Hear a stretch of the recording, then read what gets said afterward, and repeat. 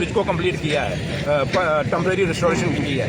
बाकी रही बीजेपी के लोग, वो सिर्फ कहीं बाइट बूट दे रहे होंगे, कहीं आगे पीछे फ्रॉड और झूठ मार रहे होंगे, क्योंकि उनका काम है सुबह उठते हैं वो थैले में झूठ भर लेते हैं और दिन पूरा वो झूठ बांटते रहते हैं, फिर दूसरे दिन उठते हैं फिर वो थैला खाली होता है झूठों से, फिर उसको घर में जाके भरते हैं। इसलिए उनका रीफिल सिस्टम है बैगों का झूठ का, वो घर से भरते हैं, बाहर बांटते हैं और वही आप लोगों को भी परोसेंगे। अब मेरे बाद वो आएंगे आपके पास, आपको परोसेंगे। लेकिन मैं आप लोगों से भी अपील करूंगा, जम्मू को आपकी एक निष्पक्ष पत्रकारिता की बड़ी ज़रूरत है और ये निष्पक्ष पत्रकारिता वही आपका जम्मू के लोगों को फ़ायदा दिलाएगी। और जम्मू के आप हमें हमारे साथ जो हमें सवाल पूछना पूछिए, बट हमें मत आप बोलने का मौका दीजिए।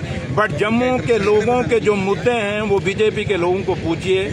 अगर हम मुद्दों की बात करते हैं तो वो दूसरी तरफ चले जाते हैं, जो सच बोलने की कोशिश करता है उसको दबाने की कोशिश करते हैं। और आपने देखा होगा कि वो किस किस तरीके से करने की कोशिश करते हैं। आज आप देखिए निशारा में इतना काम चल रहा था, आज उन्होंने काम वहाँ ड्रिल करने की कोशिश की है, ऑफिसरों को डराने की कोशिश की है।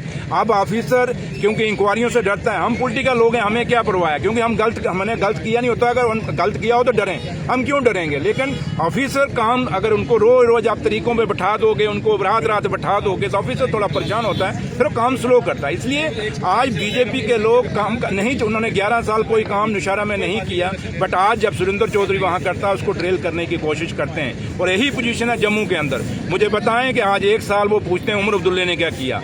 एक एक एमएलए को पूछो, आपके पास 4 करोड़ का सीडीएफ है, वो 4 करोड़ का फंड कहाँ कहाँ दिया, थोड़ा सा उनका हमको हमें व्हाइट लेटर दो। मेरा भी सीडीएफ फंड निकाल लीजिए, इनका भी सीडीएफ निकाल लीजिए। तो इसलिए ये 4 करोड़ कम सीडीएफ नहीं होता, लगाए ना, कहाँ लगा रहे हैं। तो इसलिए मैंने आपसे कहा है कि बीजेपी के लोग सिर्फ जम्मू को गुमराह कर रहे हैं, जम्मू को बांट रहे हैं और एक ही मकसद है, जम्मू को बांट के रखो, जम्मू को गुमराह करो और जम्मू कश्मीर को ओवरऑल को जो नुकसान इन 11 सालों में हुआ है और ये 1 साल अभी भी है जो नुकसान हो रहा है, ये आने वाले वक्त में आज 11 साल बाद कुछ समझ आई, अगले 11 साल बाद जब समझ आएगी जम्मू को, उसमें बहुत नुकसान हो जाएगा। आज दरबार मूव किसने चलाया? उमर साहब ने चलाया।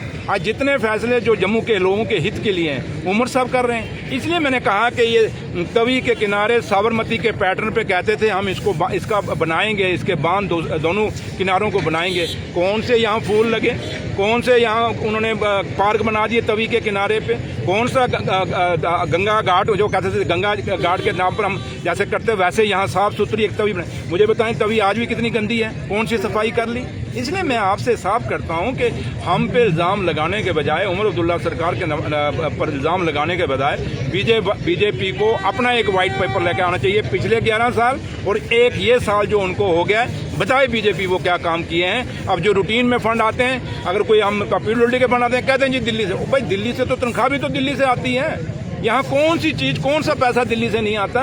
हर चीज तो दिल्ली से आता है। बट आप बताएं 1 साल में बीजेपी वाले कौन सा प्रोजेक्ट स्पेशल वहां से लेके आए बिना इस सरकार के, उमर अब्दुल्ला सरकार के बिना? कौन सा प्रोजेक्ट है? मुझे एक प्रोजेक्ट गिना दें। इसलिए मैंने कहा ना, बातें करने जाएं, डिबेट करने जाएं, आ जाए मेरे से डिबेट कर लें। अब आपको मैं बाइट दूंगा, 1 साइड हो जाएगी। मेरे सामने आके बात कर लें। हाँ, वैसे आके जिदड़ बपकियां मार सकते हैं, वो हम ये कर देंगे, हम वो कर देंगे, करना खाक है उन्होंने। Thank you. Deputy CM open challenge दे रहे हैं बीजेपी को कि डिबेट कर लें।